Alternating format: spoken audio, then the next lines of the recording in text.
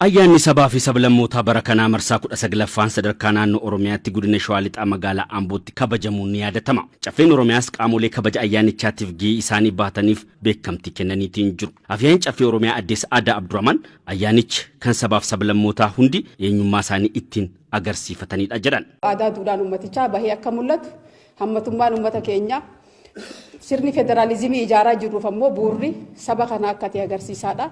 Humna waloo qabnutti immoo waliin fayyadamne ayyaana saweeffannee hojii gurguddaa hojjechuun akka danda'amu itti agarsiisuudha jechuudha.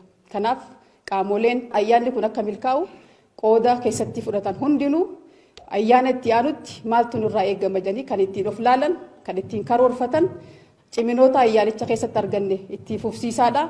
Hanqina ture immoo yeroo itti aanuuf kan irraa barannu akka ta'u. Ijaarsa biyyaaf deeggarsaa fi waloon hojjechuun barbaachisaa ta'us dhaamaniitiin jiru. Dhaloota guddachaa jiran keessatti aadaan dimokiraasii akka dagaagu wal danda'uun wal hubannaan sirni federaalizimii ijaaraa jirru maal akka ta'e dhaloonni immoo maal barachuu akka qabu jaalala biyyaa barachaa akka guddatan taasisuu keessatti gahee qaba jechuudha. Kanaaf akka carraatiitti itti fayyadamne waan gaarii qabnu kan ittiin beeksifannu dhimmoota waliin jireenyaa keenya daran kan ittiin cimsachaa deemnu. Qaamoleen beekamtiin kennameefis dhimma biyyaaf gahee isaanii kan baatan ta'uu himaniiru. OBN afaanota 20 oliin yeroo ammaa kana tamsaasa gaggeessaa jira. Afaanota kanneen keessaa immoo baay'een isaanii afaanota biyya keessaati.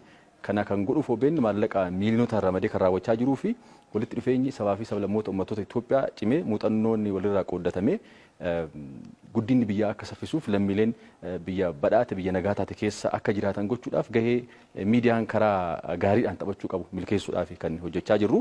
Waliigaltee biyyaalessaa tokkummaa sabdaneessaaf han jedhu jechuudha. Marsaa 19ffaa kan asitti kan kabajneetiin jirru waan ta'eef isa kana ka'umsa godhannee hojiiwwan babal'aatu hojjetamaa ture.